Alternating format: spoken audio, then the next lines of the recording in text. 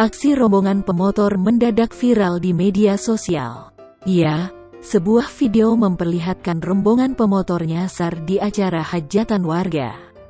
Dalam video yang diunggah akun TikTok Om Cogan, rombongan pemotor itu pun tetap berjalan melewati hajatan tersebut. Namun, mereka permisi pada saat melintasi hajatan tersebut. Bahkan para pemotor tersebut berjalan dengan pelan, seakan takut mengganggu para tamu yang datang. Video yang berdurasi 37 detik itu ditonton hingga 1,6 juta kali penayangan di TikTok.